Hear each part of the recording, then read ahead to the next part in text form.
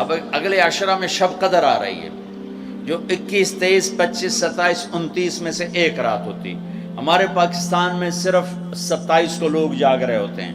جاگو 27 کو جاگو، لیکن میں کہتا ہوں میرے نبی کا فرمان ہے شب قدر 5 راتوں میں گھومتی ہے، کبھی 21، کبھی 23، کبھی 25، کبھی 27، کبھی 29، ان 5 راتوں میں گھومتی ہے.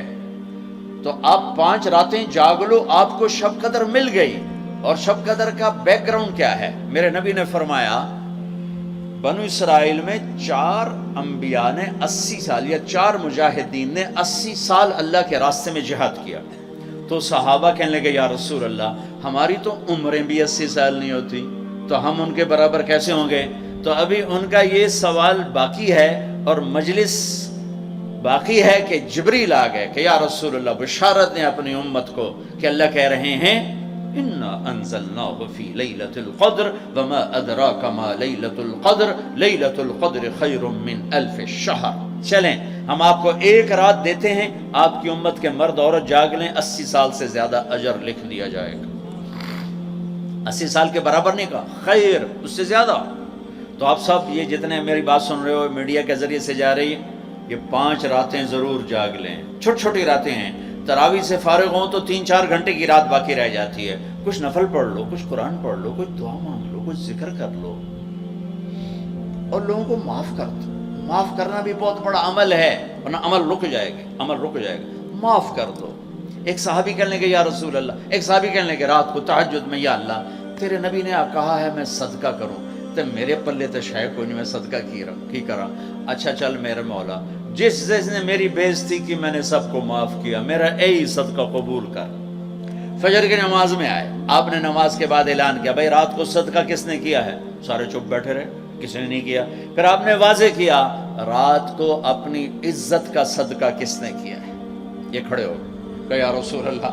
وہ آپ کی باتیں سن کر شوق پڑا کہ کو مال لگاؤں، مال تھا نہیں. میں کہا چل میرے مولا میں اپنی عزت دے صدقہ کرنا. تو میرے نبی نے فرمایا تیرا اللہ نے قبول صدقوں میں لکھ دیا ہے یہ عمل. شب قدر میں معاف کرو. دل میں بغض ہو تو اٹک جائے گا معاملہ. 4 آدمیوں کی بخشش نہیں ہوتی. اللہ نہ کرے کوئی ہم میں سے کوئی ہو تو میں بتا دوں تاکہ وہ ابھی سے توبہ کر لے. مدمن خمرن، شب قدر میں جبریل اترتے ہیں، فرشتے اترتے ہیں، ساری دنیا میں پھیل جاتے ہیں. پھر جو لوگ دعائیں کر رہے ہیں، نمازیں پڑھ رہے ہیں، ان کے ساتھ آمین کہتے ہیں. پھر جب سحری کی صبح صادق کی اذانیں ہو جاتی ہیں تو سارے فرشتے اکٹھے ہوتے ہیں، جبریل سے پوچھتے ہیں کیا ہوا؟ تو جبریل کہتے ہیں اللہ نے سب کو معاف کر دیا، 4 آدمیوں کا کیس پینڈنگ. تاریخ ڈل گئی، تاریخ ڈل گئی کہ یہ جب تک یہ کام کر رہے ہیں معافی نہیں، چھوڑ دیں گے معاف. کہ کون ہے؟ کہ مدمن خمر، شراب پینے والا، اس کی معافی نہیں ہوتی شب قدر میں. تو کوئی اللہ نہ کرے کوئی ہے تو توبہ کر. ہر خواہش جسے آپ دنیا میں تصور کرتے ہو اس کو اللہ نے حلال طریقے سے جنت میں تیار کر کے رکھا ہوا ہے. کہتا یہ شراب چھوڑو، تمہارے منہ سے بدبو، بے ہوش ہو رہے، پیشاب نکل رہے، تم آؤ میرے پاس. وسقاہم ربہم شرابا طہورا، تیرا رب تمہیں خود اپنے ہاتھوں سے پلائے گا. دیکھو گے عاق لوالدیہ، ماں باپ کا نافرمان، بخشش شب قدر بھی نہیں بخشوا سکے گی. ماں باپ کا نافرمان. میرے نبی نے فرمایا جب لوگ جنت میں جائیں گے نا تو اویس کرنی بھی جا رہے ہوں گے. اویس کون ہیں؟ اویس بن عامر من مراد من قرن من الیمن. یہ میں نے آپ کو ان کا پورا جغرافیہ، ان کی پوری میں نے آپ کو ان کی بتا دی ہے بایوگرافی. اویس نام ہے، عامر کے بیٹے ہیں، مراد قبیلہ ہے، قرن اس کی شاخ ہے، اور یمن ان کی رہائش ہے. میں ان کی بستی گیا 3 سال پہلے جہاں وہ پیدا ہوئے. اویس کرنی جہاں پیدا ہوئے میں وہاں گیا تھا. انہوں نے ماں کی حد درجہ خدمت کی. وہ آسمانوں تک پہنچی. یہ میرے نبی کی خدمت میں حاضر نہیں ہو سکے, آسمانوں سے جبریل پہنچے.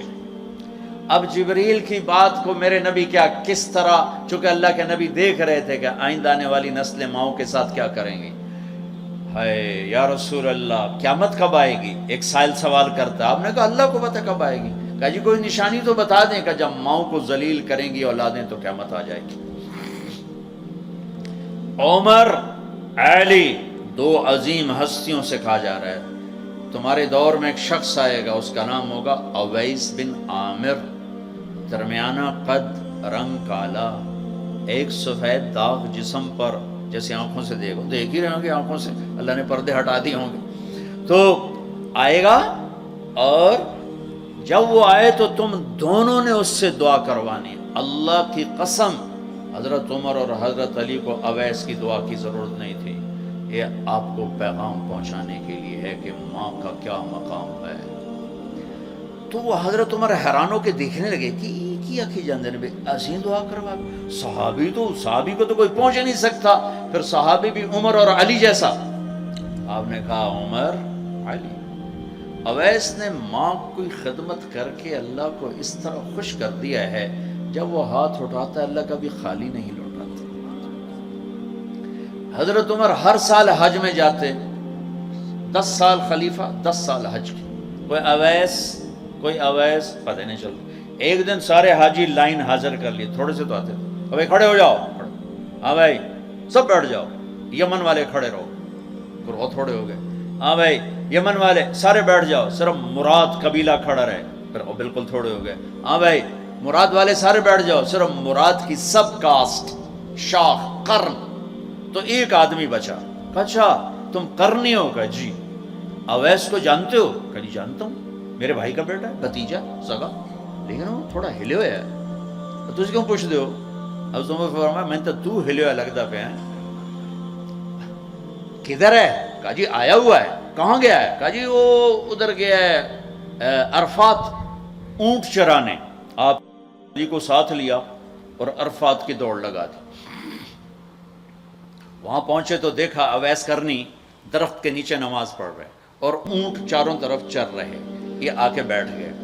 انہوں نے محسوس کیا 2 آدمی آگے تو نماز مختصر کر دی, سلام پھیرا. حضرت عمر نے پوچھا کون ہو بھائی؟ کہا جی میں مزدور ہوں. اور کون؟ اسے نہیں خبر یہ کون ہے. تیرا نام کیا ہے؟ کہا میرا نام اللہ کا بندہ.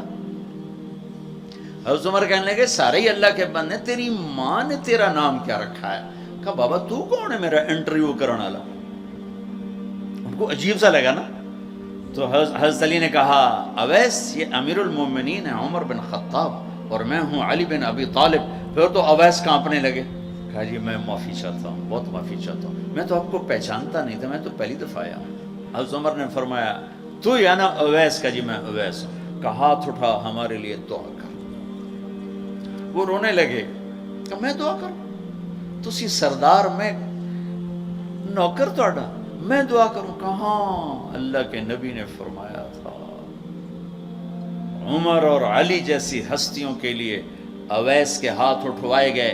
پیچھے جہاد نہیں ہے, تبلیغ نہیں ہے, تصوف نہیں ہے, پیچھے ماں کی خدمت ہے. اب وہ حدیث سناتا ہوں جو پہلے سنا رہا تھا. آپ نے فرمایا لوگ جائیں گے جنت کی طرف, اویس بھی چلیں گے. جب جنت کے دروازے پر پہنچیں گے تو اللہ تعالیٰ فرمائیں گے باقیوں کو جانے دو, اویس کو روک لو. تو اویس پریشان, یا اللہ یہ میں نے بو احتیاط کیوں روک لیا, یہ کیا ہوا؟ اللہ تعالیٰ فرمائیں گے یہ پیچھے دیکھو.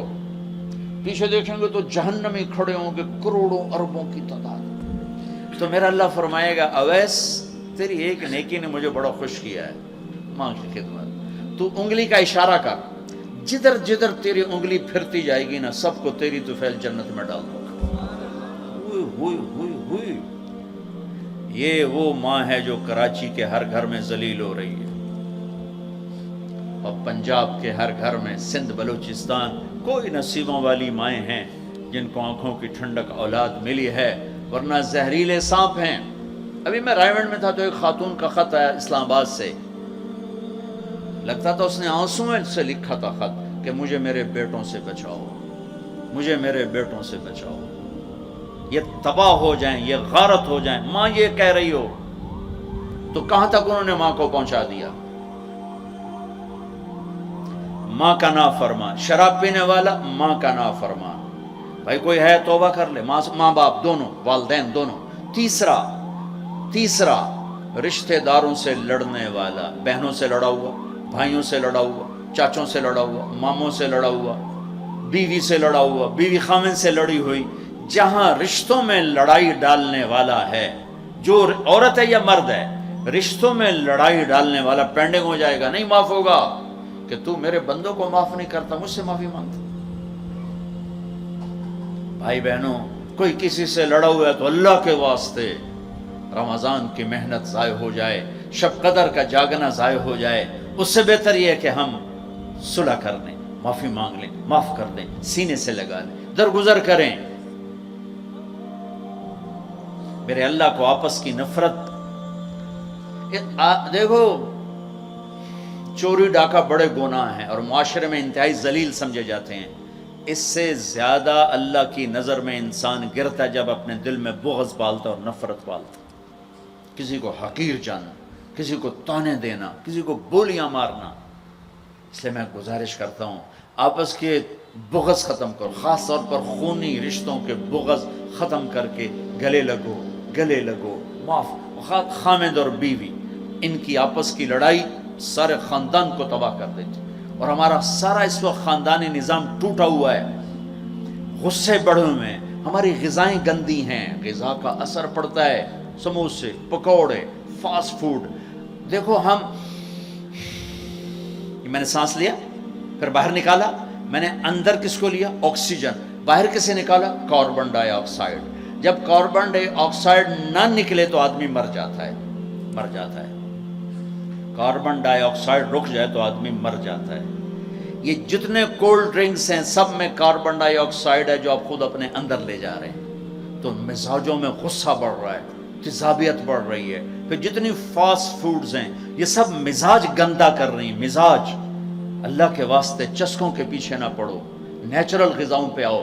میرا اللہ نے کہا والتین والزیتون، مجھے قسم ہے زیتون کی اور انجیر کی. کتنا خوبصورت اور مفید پھلوں کی قسم اٹھائی اللہ تعالیٰ نے. اللہ نہیں کہہ سکتا تھا مجھے جلیبیوں کی قسم اور مجھے سموسے کی قسم، مجھے پکوڑے کی قسم، چنیوٹیاں دے کنے دی قسم. سارے جہان دے میدے برباد کر دیتے کنے کھوا. اللہ نے کتنی اچھی خوبصورت غذاؤں کی قسم اٹھائی ہے. اپنی غذائیں ٹھیک کرو، پھر اپنے رشتوں کو ٹھیک کرو، اپنی حدود قائم کرو. ساس سسر نے خامند اور بیوی کو برباد کیا ہوا ہے، اور خامند بیوی نے کہیں خود اپنی نادانی سے ایک دوسرے کو برباد کیا ہوا ہے، کہیں ماں باپ نے مل کر تربیت کے نام پر اولاد کو برباد کیا ہوا ہے. ماں باپ ہونے کا غلط فائدہ نہ اٹھاؤ، اپنی اولاد پہ اتنا جبر نہ کرو کہ وہ باغی ہو جائیں، اور تربیت کے نام پر ان پر سختی کرنے سے ریاکشن آئے گا. اپنے نبی کی سیرت پڑھو. یہ لمبا مضمون ہے، اب بیان کرنے میں صرف اشارے دے رہا ہوں کہ رشتے محبت سے قائم رہتے ہیں، رشتے محبت سے قائم ہوتے ہیں. اللہ کا فضل ہے، میں نے اللہ کے نبی کی زندگی کو پڑھا ہے، شوق سے پڑھا ہے، آپ کے گھر کو پڑھا ہے، آپ کے گھرانے کو پڑھا ہے، اہل البیت کو پڑھا ہے. لیکن میرا دعویٰ نہیں کہ میں نے سب کچھ پڑھا ہے، سب کچھ نہیں. جتنا میں نے پڑھا ہے کسی ایک جگہ میں نے نہیں دیکھا میرے نبی نے حسن حسین کو ڈانٹا ہو، یا ان کو بٹھا کے نصیحت، بچوں یہ نہیں کرنا، یہ کرنا ہے، یہ نہیں کرنا، یہ کرنا. پیار دیا. آج کا ماں باپ کیا کرتا ہے؟ 3 سال کا بچہ اسکول پھینک دیتے ہیں اور بچے کے دل میں اپنی نفرت پہلے دن سے بٹھا دیتے ہیں. 3 سال کے بچے کو اسکول نہیں چاہیے، ماں کی گود چاہیے. اور آج کی ماں یہ قربانی کرنے کے لیے تیار نہیں. وہ گھر میں بھی ہو تو اس کو ٹائم نہیں دیتے. انہوں کارٹون تھے باہر چھڑ دی، وہ کارٹون ویک انہوں اما بھی کارٹون نظر آمدی، انہوں ابا بھی کارٹون نظر آمدہ ہے، انہوں ہر شاہ کارٹون نظر آمدی. یہ ماں باپ کا ظلم ہے اولاد کو کارٹونوں پہ بٹھانا. ٹائم ہی نہیں دینے کے لیے تیار. رشتوں کو محبت سے زندہ کرو. چوتھا کون ہے؟ کینہ رکھنے والا. کینہ کسے کہتے ہیں؟ کینہ ایک ہے بغض، ایک ہے کینہ. بغض کیا ہے؟ کہ مجھے سہیل بھائی سے نفرت ہے، اس کو کہتے ہیں بغض. کینہ کیا ہے؟ کہ میں ان کو نقصان پہنچانا چاہتا ہوں، اب اس کو کہتے ہیں کینہ. ہمارے پنجاب میں کہتے ہیں کہ میری داڑ اٹھا جاوے مڑ ویکھیا جے میں کی کرنا. یہ ہمارے پنجاب کا محاورہ ہے. ایک باری میرا ہاتھ پاون دے پھٹے منہ تہاڈی داڑ دا. میرا نبی کہتا کینہ ہوگا تو شب قدر میں بھی بخشش نہ ہوگی. تو میرے بھائی بہنوں، کسی کو نقصان پہنچانا، کسی کا بغض، رشتہ داروں سے قطع تعلق، ماں باپ کی نافرمانی، شراب کا پینا، یہ شب قدر کو بھی بے قیمت کر دیں گے. تو اب اگلا عشرہ شروع ہونے والا ہے.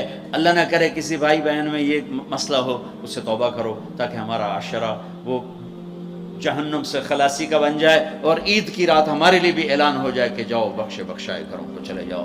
سارے بھائی اس کی نیت کر لو. تھوڑی سی دعا کر لیتے ہیں چونکہ افطاری کا ٹائم قریب آ گیا ہے. درود